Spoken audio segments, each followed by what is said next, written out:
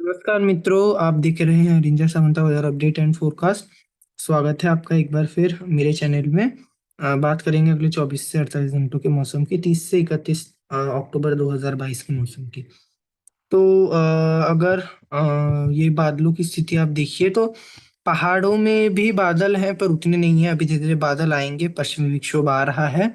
इसके चलते अभी अफगानिस्तान वगैरह में बादल छाना शुरू हुए हैं। धीरे धीरे पश्चिमी हिमालय क्षेत्रों में छाना शुरू होगा। शेष पूरा भारत साफ है। केवल दूसरा जो इलाका जहाँ बादल है वो है दक्षिण भारत, जो कि तमिलनाडु, आंध्र प्रदेश, रायलसीमा, कर्नाटक और केरला में बादल है। यहाँ पर चक्रवाती हवाओं का क्षेत्र भी बना हुआ है।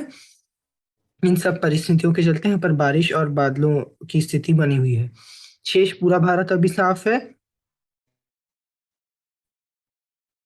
और अभी अगर मैं आपको वेदर सिस्टम सराउंड की स्थिति दिखाऊं, मैं आज आपको मैप में दिखा दे रहा हूँ, क्योंकि अभी जो है ज्यादा यानी कि वेदर मॉडल में बारिश वगैरह अभी कुछ फिलहाल अधिक हो नहीं रहा है। और वहां पर जैसे थोड़ा यानी कि बीच बीच में लैग भी करता है नेट इशू वगैरह के चलते। तो मैं इसलिए आपको आज ऐसे ही दिखा दे रहा हूँ, क्योंकि इसमें उतना मतलब लैग भी नहीं होगा। वेदर सिस्टम्स भी अच्छे से समझ पाएंगे। और जैसे हवाएं वगैरह भी मंद पड़ जाती है वो मैं दिखाता हूँ आपको, क्योंकि जैसे टेम्परेचर वगैरह अगर कोई वेरिएशन होता है या मतलब बारिश की गतिविधियां जारी होती है, तो अभी उतनी बारिश की गतिविधियां भारत में नहीं है, केवल दक्षिण भारत को छोड़कर। और उत्तर भारत में अभी बारिश आएगी, तो मैं उसको यानी कि नेक्स्ट वीडियो में फिर से मैं आपको वेदर मॉडल दिखाऊंगा।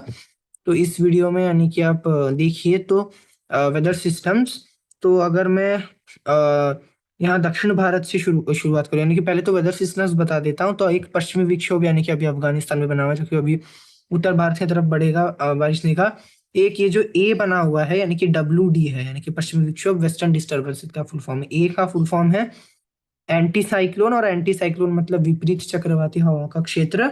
इसके चलते जो हवाएं हैं वो नीचे सबसाइड करती है, मौसम शुष्क रहता है, हवा की डेंसिटी अगर ज्यादा रहती है तो ये होता है। और ये यानी कि हाई प्रेशर का प्रतीक होता है। यहाँ से लो प्रेशर की तरफ हवाएं चलती है। तो ये जो ब्लैक लाइंस आप देखिए, ये जो है हवाओं का लाइन से, यानी कि हवाएं जो है ये मैंने यानी कि जो एरो बनाया है यहाँ पर, ये हवाएं इस तरफ जा रही है, यानी कि ये उत्तर पश्चिम से आती हुई ऐसे रिकर्व करती हुई ये जा रही है, यानी कि एंटी साइक्लोन के गिर्द। यानी कि पश्चिमी राजस्थान के ऊपर ये एंटी साइक्लोन बना हुआ है अभी। तो यानी कि कई दिनों से अभी कुछ ना कुछ यहाँ पर एक एंटी साइक्लोनिक सिचुएशन बना हुआ है, और ये उत्तर पश्चिमी हवाओं को जारी रखा है। तो यानी कि पूरे यानी कि भारत के कई इलाकों में, चाहे उत्तर भारत हो, मध्य भारत हो, सारे इलाकों में जो हवाएं हैं वो उत्तरी दिशा से आ रही है। हाँ, हालांकि आते आते उत्तर पूर्वी पूर्वी हो जा रही है, पर इसका ओरिजिन आप देखिए यहीं से है, उत्तर भारत से। तो पूरे इलाके में मध्य भारत में उत्तरी हवाएं आ रही है। तो अभी अगर मैं, और दक्षिण भारत में क्या हो रहा है कि यहाँ पर आप देखिए, ये जैसे ये दिखा भी हुआ वेस्ट बंगाल, पश्चिम बंगाल है, यहाँ पर ये झारखंड उड़ीसा है। तो यहाँ से हवाएं पार करती हुई और उत्तर पूर्वी राज्यों में भी शुष्क हवाएं चल रही है। देखिए यहाँ से भी जो हवाएं आती है, यानी कि तिब्बत और भूटान वगैरह से, यहाँ पर भी क्योंकि कोई बड़ी वाटर वाटर बॉडी नहीं है, तो ये हवाएं और जो है ठंडी होती है। तो ये हवाएं भी यहाँ से उत्तर पूर्व राज्यों में मौसम को शुष्क बनाती हुई यहाँ पर जो है वो यानी कि बंगाल की खाड़ी में प्रवेश कर रही है। बंगाल की खाड़ी में प्रवेश करके यहाँ से मॉइस्चर लेकर तमिलनाडु की इस तरफ आ रही है। यहाँ पर चक्रवाती हवाओं का क्षेत्र बना हुआ है। केरला के ऊपर एक लो प्रेशर ट्रफ बना हुआ है। तो इन सिस्टम्स के चलते अभी दक्षिण भारत के कई इलाकों में, यानी कि अगर मैं एक लाइन ड्रॉ करता हूँ, तो यानी कि पूरे जो वो आपका हो गया आंध्र प्रदेश के ज्यादातर इलाकों के, कई कई इलाकों, कम से कम आधा आंध्र प्रदेश, अमरावती तक, यहाँ से लेकर के, यानी कि ये वाला मैं एक लाइन आपको ड्रॉ करके दिखाता हूँ। एक मिनट। तो यहाँ पर यानी कि ये अमरावती वगैरह से शुरू कर यहाँ कर्नाटका के कई इलाकों के साथ साथ यहाँ पर हो सकता है गोवा में संभावना कम है, पर कई कई इलाके कर्नाटक के केवल हो सकते हैं, कुछ उत्तरी इलाकों को छोड़कर केरला और पूरा तमिलनाडु, ये वाला जो पूरा इलाका होगा, इसके अंदर का जो इलाका है, यहाँ पर बारिश की गतिविधियां अभी हल्की से मध्यम होगी ही होगी। और जो यानी कि केरला में भी यहाँ पर अभी कुछ ना कुछ जारी रहेगी, हल्की से मध्यम बारिश की गतिविधियां होती रहेगी। और जो तमिलनाडु के जो तटीय इलाके हैं, यहाँ पर अभी आने वाले और भी जो 24 घंटे हैं, यानी कि मैं 31 का भी रंग बनाया हूँ, 31 में उत्तर भारत में भी, क्योंकि थोड़ा चेंज है, अभी मैं आ रहा हूँ उसमें। तो यहाँ यानी कि इसलिए यहाँ पर जो है और भी यानी कि आगे जो है इस वाला जो ये वाला जो एरिया है यहाँ पर बारिश में अभी और वृद्धि दिखेगी, यानी कि अभी वेदर एक्टिविटी बढ़ती रहेगी। अभी फिलहाल तो बारिश यहीं तक आया है, यहीं पर केरला में अभी फिलहाल तो हल्की ही बारिश है, पर ये अफ्रीका भी और थोड़ी सशक्त होगी और ये चक्रवातों का क्षेत्र भी श्रीलंका वगैरह के आसपास आएगा, तो अभी इसलिए बारिश बढ़ेगी। तो इसी इलाके में जो है बारिश की गतिविधि ज्यादा रहेगी। तेलंगाना के दक्षिणी इलाकों के साथ साथ हो सकता है उत्तरी जो कर्नाटका है, हैदराबाद तक भी कुछ बादल मूव कर कर पहुंच सकते हैं। हालांकि इनसे बारिश की गतिविधियां होने की संभावना काफी ज्यादा कम बनी हुई है। शेष अगर मैं दूसरे इलाकों की बात करूं, तो अभी उत्तर भारत की बात कर लेता हूं। तो उत्तर भारत में क्या है कि आपका ये जो पश्चिमी विक्षोभ अभी अफगानिस्तान वगैरह के आसपास, अफगानिस्तान के ऊपर बना हुआ है और भी थोड़ा सा यानी कि पश्चिम में है। हालांकि मैप इतना ही है तो मैं यहीं पे बनाया हूँ, थोड़ा सा और पश्चिम हो सकता है पर लगभग यहीं पे बना हुआ है। और ये जो पश्चिमी विक्षोभ है ये आज से यानी कि अभी फिलहाल तो थोड़े पश्चिम में है, पर कल तक ये कम से कम यहाँ पे आ जाएगा। और ये क्योंकि 30 तारीख का मैप है तो 30 तारीख होते होते ये यहाँ पे आ जाएगा और 31 तारीख होते होते और भी आगे बढ़ेगा, अभी मैं दिखा रहा हूँ। और तो ये पश्चिमी विक्षोभ फिलहाल तो उत्तर भारत में कोई असर नहीं डाल रहा है। हालांकि पहाड़ों में कहीं यानी कि थोड़ी थोड़े बादल छाना कहीं कुछ इलाकों में शुरू हो रहे हैं। तो इससे अधिक यहाँ पर फिलहाल अगले 24 घंटों के दौरान कोई वो नहीं रहेगा, यानी कि मौसम से व्यवधान। और शेष में सारे इलाके हैं, पंजाब, दिल्ली, उत्तर प्रदेश, यहाँ पर राजस्थान, यानी कि आप यहाँ पर लिखा हुआ भी देख सकते हो जो न्यू दिल्ली है, दिल्ली एनसीआर, यहाँ पर जो रेड लाइन से ये जो इलाका दिल्ली है ये यानी कि और यानी कि पूरा उत्तर भारत शुष्क बना रहेगा। उत्तर पश्चिमी हवाएं चलती रहेंगी, पर हवाएं पहले से मंद हुई है। पर ये एंटी साइक्लोन जो बना हुआ है यानी कि दिन के समय यानी कि एकदम जैसे हवाओं का जो मिक्सचर होता है, यानी कि कोई फिक्स डायरेक्शन से हवाएं नहीं चलती, उस प्रकार की स्थितियां कम से कम 30 तारीख को तो नहीं रहेगी। यानी कि पूरे यहाँ से लेकर मध्य भारत तक हवाएं इस प्रकार चलती रहेगी। तो यानी कि मौसम यहाँ पर पूरी तरह शुष्क बना रहेगा मैदानी इलाकों में अभी। और जैसे मैंने बोला कि दिन के समय तापमान यानी कि थोड़े बड़े रहेंगे, जो 32 डिग्री तक जा सकता है। और रात का मौसम हल्का ठंडा बना रहेगा। और यानी कि यही रहेगा। और मध्य भारत में भी यही है कि ये जो उत्तरी हवाएं ऐसे रिकर्व करती हुई उत्तरी उत्तर पूर्वी दिशा से चल रही है, तो मध्य प्रदेश, गुजरात, महाराष्ट्र, छत्तीसगढ़, उड़ीसा, सारे इलाकों में मौसम शुष्क और साफ बना रहेगा अगले 24 घंटों के दौरान, 48 घंटों में भी। और यहाँ पर जैसे कई इलाकों में जो मध्य प्रदेश, छत्तीसगढ़ और महाराष्ट्र के कुछ इलाकों में जो है गुलाबी ठंड की शुरुआत हो चुकी है, उड़ीसा के भी कुछ इलाकों में, यानी कि जो तापमान जैसे रायपुर का मिनिमम टेम्परेचर अभी जो 18 डिग्री बना हुआ है, 18, 17, 16 इस रेंज में, यानी कि 15 डिग्री तक भी कुछ इलाकों में जा रही है। और छत्तीसगढ़ का जैसे एक आध इलाके में जो थोड़े पहाड़ी इलाके हैं यहाँ पर तापमान 15 के नीचे चला गया है।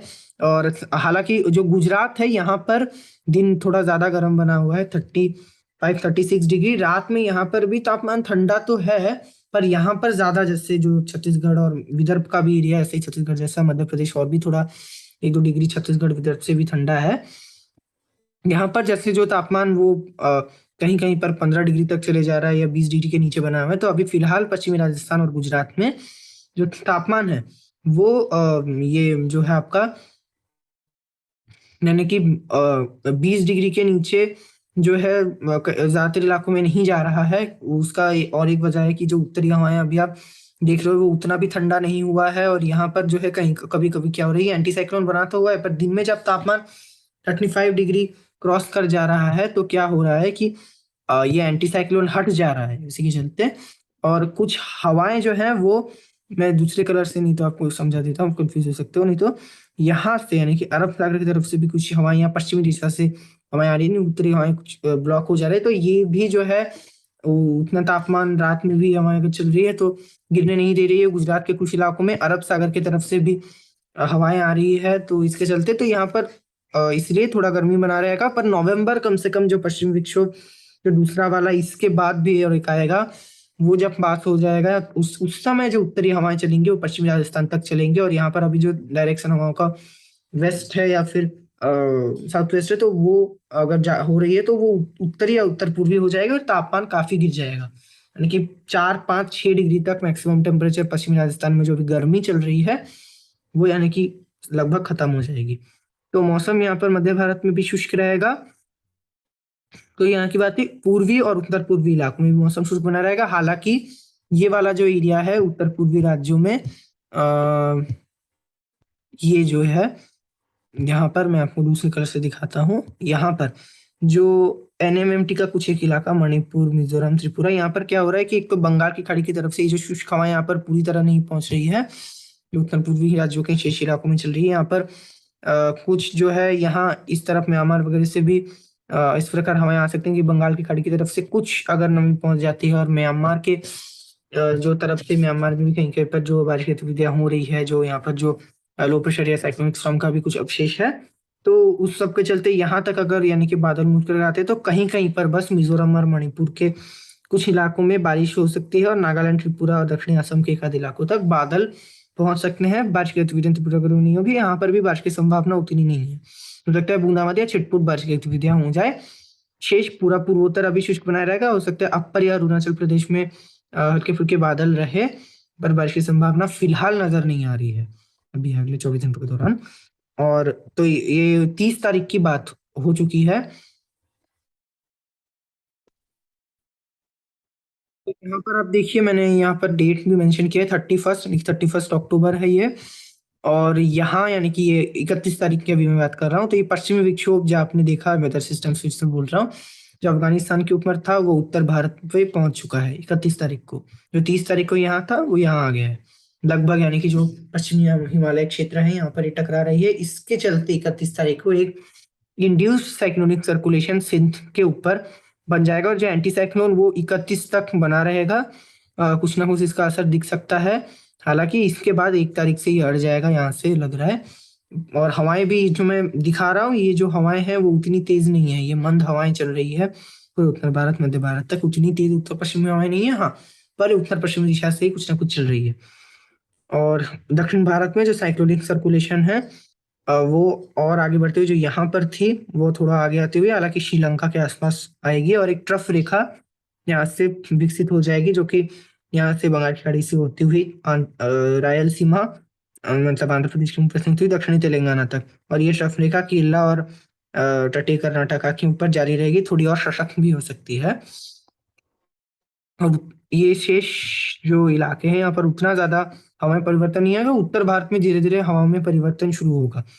तो अगर मैं उत्तर भारत से शुरुआत करूं अभी, तो पश्चिमी विक्षोभ आने के चलते पहाड़ों में हल्की बर्फबारी पहले, यानी कि गिलगित बाल्टिस्तान वगैरह में जो है 30 तारीख के आपके कम से कम 30 तारीख रात या 31 तारीख के सुबह से शुरू शुरू हो जाएगी बर्फबारी। पश्चिमी क्षेत्रों में धीरे धीरे पूर्व में बढ़ेगी, और कम से कम दोपहर शाम होते होते पूरा जो पहाड़ी इलाका वो कवर हो जाएगा। हालांकि हिमाचल उत्तराखंड में इसके चलते उतनी भी ज्यादा स्नोफॉल नहीं होगी, यहाँ पर हल्की बर्फबारी, कुछ एक इलाकों में यहाँ पर बारिश हो सकती है, हिमपात वगैरह हो सकती है।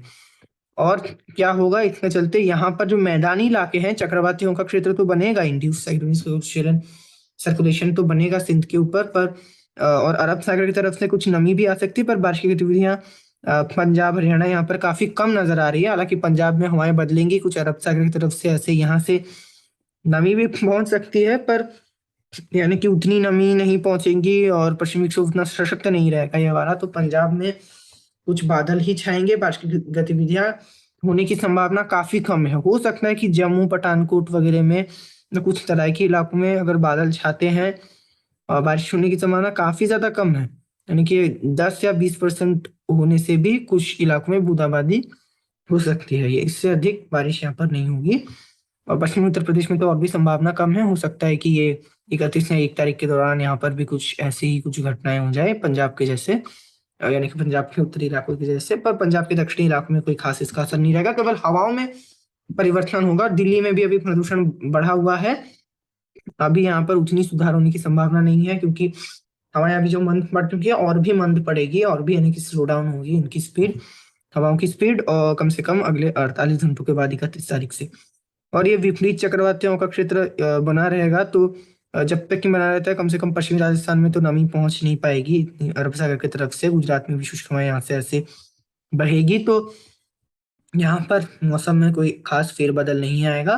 धीरे धीरे कम से कम जो है 31 तारीख के शाम रात के बाद यहाँ पर भी विपरीत चक्रवातियों का क्षेत्र हट जाएगा, तब हवाओं में परिवर्तन आना शुरू होगा। फिर ये हवाएं परिवर्तित ही रहेगी कुछ ना कुछ, जो नेक्स्ट पश्चिमी विक्षोभ जो नवंबर के फर्स्ट वीक में आएगा, उसके जाने तक कम से कम। तो ये होगा यहाँ पर, और यानी कि उत्तर भारत में केवल पहाड़ों को छोड़कर कुछ एक तरह के इलाकों को छोड़कर कोई खास परिवर्तन नहीं आएगा, केवल हवाओं की स्पीड में शेष सारे इलाके 31 तारीख को भी शुष्क और साफ बने रहेंगे।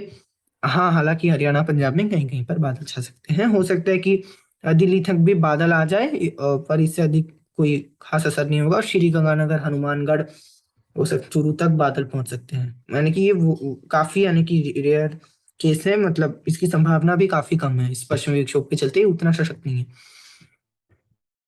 तो यहाँ की बात हुई, और अभी अगर मैं आपको यानी कि ये मध्य भारत की बात करता हूँ, तो मध्य भारत में गुजरात में यानी कि कोई भी यानी कि परिवर्तन नहीं आएगा, केवल कुछ हवाएं हल्की फुल्की यहाँ पर भी बदल सकती है, दिन गर्म और रात कंफर्टेबल यहाँ पर, यानी कि टेम्परेचर में कोई खास परिवर्तन नहीं आएगा। केवल हो सकता है पंजाब या हरियाणा के कुछ इलाकों में आए, मिनिमम टेम्परेचर कुछ बढ़ सकते हैं, शेष कोई असर नहीं रहेगा। मध्य प्रदेश और यहाँ पर वो छत्तीसगढ़, महाराष्ट्र, उड़ीसा सारे शुष्क बने रहेंगे। हवाएं यहाँ पर भी कुछ विंड स्पीड में कमी आ सकती है, थोड़ा डायरेक्शन भी चेंज हो सकता है धीरे धीरे, पर क्योंकि एंटी साइक्लोन बना रहेगा तो कुछ ना कुछ 31 तारीख तक उत्तरी हवाएं पहुंचती रहेंगी। तो ये यहाँ पर होगा, मध्य भारत में ज्यादा कोई फेरबदल नहीं होगा मौसम में। झारखंड, बिहार, पश्चिम बंगाल सारे इलाके पूर्वी भारत में भी शुष्क रहेंगे, उत्तर पूर्वी भारत में भी कोई खास परिवर्तन नहीं आएगा। ये जो एमएमएमटी में कुछ बारिश की संभावना है वो बनी रह सकती है। शेष सारे इलाके शुष्क बने रहेंगे। मुंबई वगैरह में भी अभी अगले 48 घंटों के दौरान कोई भी बारिश की संभावना नहीं है। अभी दक्षिण भारत की तरफ चलो तो दक्षिण Bharat one of the most rainiest pocket 31 तारीख को भी होगा, और भी बारिश की गतिविधियां 30 से 31 को और भी बढ़ेगी। तो तमिलनाडु का जो तटीय इलाका, यानी कि ये जो मैंने लाइन पिछले जो कुछ समय पूर्व बनाया था पिछले जो चित्र में, तो उस समय जो लाइन था वही यानी कि बारिश की लाइन बनी रहेगी। हो सकता है कि कुछ एक्सटेंड कर करके दक्षिणी तेलंगाना या उत्तरी कर्नाटक तक भी ये लाइन पहुंच जाए। हालांकि हैदराबाद में बारिश होने की संभावना काफी कम है, पर ये ट्रफ रेखा क्योंकि बंगाल की खाड़ी होती हुई रायलसीमा दक्षिणी तेलंगाना तक पहुंचेगी, यहाँ से कुछ नमी भी आ सकती है, क्योंकि ये जो सिस्टम चक्रवातियों का क्षेत्र भी बन जाएगा। तो अगर कुछ दक्षिण पूर्वी दिशा से कुछ हवाएं आ जाती है तो तेलंगाना के कुछ दक्षिणी इलाकों के साथ इलाकों में हल्की बारिश हो सकती है, यानी कि संभावना थोड़ी बन सकती है। हैदराबाद में बादल पहुंच सकते हैं, हो सकता है कि बूंदाबांदी वगैरह दिख जाए, यानी कि एक्सट्रीम केस में। और कर्नाटका में उत्तरी इलाकों में संभावना काफी कम है, पर यहाँ पर भी यानी कि ये हैदराबाद जैसा ही स्थितियां रहेंगी। अगर कुछ नमी पहुंचती है तो हो सकता है कि काफी हल्की बारिश हो जाए। और महाराष्ट्र के भी कुछ दक्षिणी इलाके जो सोलापुर वगैरह में, यहाँ पर भी कुछ यहाँ से अगर बादल मूव कर कर पहुंचे तो बादल पहुंचेंगे, बारिश की संभावना नहीं है, ना के बराबर है। और तमिलनाडु और आंध्र प्रदेश, यहाँ पर तो हल्की से मध्यम बारिश जारी रहेगी, कुछ बारिश इंटेंसिटी में और भी कुछ वृद्धि हो सकती है, कुछ एक इलाकों में भारी बारिश भी दिख सकती है इस समय के दौरान। सारे इलाकों में कर्नाटका के लगभग जो स्पेशली दक्षिण आंतरिक इलाका है और तटीय इलाका, यहाँ पर ज्यादा बारिश होगा। बेंगलुरु, चामराजनगर, कोटनूर, मैंगलोर, यहाँ पर यानी कि बारिश की गतिविधियां हल्की से मध्यम होगी। गोवा में भी हो सकता है कि बादल छाए और हल्की फुल्की बारिश दिखे, छिटपुट बारिश। केरला में भी हल्की से मध्यम बारिश की गतिविधियां होती रहेगी, यानी कि दक्षिण भारत में अभी और उत्तर पूर्वी मानसून ने जो लगभग यानी कि दस्तक दे दिया है आज, और इसका प्रभाव यानी कि अभी दस्तक देने के पश्चात जो यानी कि धुआंधार एकदम जो स्टार्ट होता है, काफी तेज बारिश के साथ साथ जो स्टार्ट होता है, वो आज नहीं दिखा है।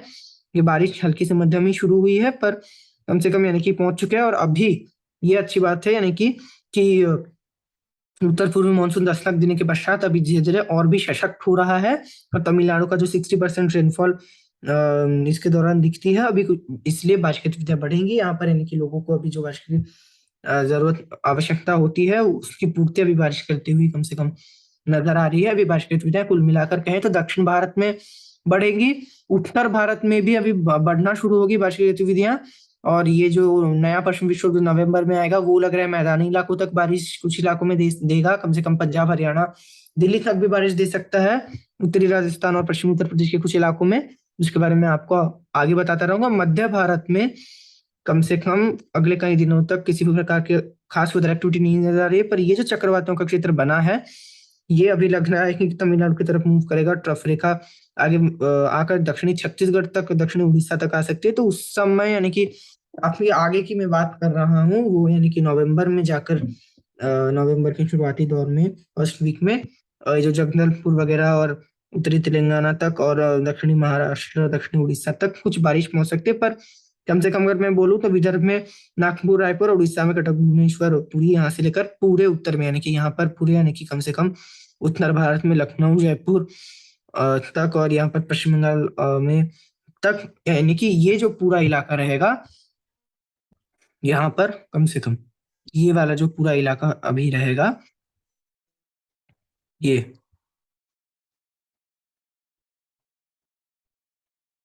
यहाँ पर कम से कम अगले कई दिनों तक किसी भी प्रकार की वेदर एक्टिविटी, फिलहाल की स्थितियों के हिसाब से, ये जो यानी कि इंटीरियर इलाका है, यहाँ पर जो उसके अंदर किसी भी प्रकार की वेदर एक्टिविटी नजर नहीं आ रही है। पर अगर आगे यानी कि कुछ चेंजेस आती है, जैसे जो सिस्टम बना है बंगाल की खाड़ी में कैसे मूव करता है, फिलहाल तो लग रहा है तमिलनाडु की तरफ ही जाएगा। तो ये अगर कुछ परिवर्तन आता है, मैं आपको आगे बताता रहूंगा। और इस समय तो वैसे भी यानी कि मध्य भारत और पूर्वी भारत भी, मध्य भारत यानी कि सबसे जो ड्राइएस्ट मध्य भारत का सीजन होता है, ये उत्तर भारत और उससे भी ज्यादा शुष्क रहता है, क्योंकि पश्चिमी विक्षोभ अपना असर दिखा नहीं पाते। केवल अगर कोई बंगाल की खाड़ी से कोई सिस्टम मध्य भारत की तरफ आता है, तभी इस समय बारिश दिखती है। नहीं तो मध्य भारत में क्योंकि प्रेशर कंडीशंस चेंज हो चुके होते हैं, तो मोस्टली एंटी साइक्लोन बना रहता है, या जो उत्तर पश्चिमी या उत्तर पूर्वी दिशा से हवाएं चलती रहती है, मॉइस्चर फीड नहीं मिलता। तो कम से कम नवंबर, अक्टूबर, ये एंड से लेकर नवंबर, दिसंबर, जनवरी, फरवरी, मार्च के शुरुआती दौर तक कम से कम यानी कि स्थितियां ऐसी ही बनी रहती है, शुष्क हवाएं चलती रहती है। तो इसलिए अभी बारिश की संभावना, तो ये अगर ये जो ट्रफ रेखा वेदर सिस्टम का सपोर्ट नहीं है, तो मध्य भारत में किसी प्रकार की वेदर एक्टिविटी नजर नहीं आ रही है। तो आगे के अपडेट्स के लिए देखते रहिए मेरे चैनल को। अभी के लिए इतना ही।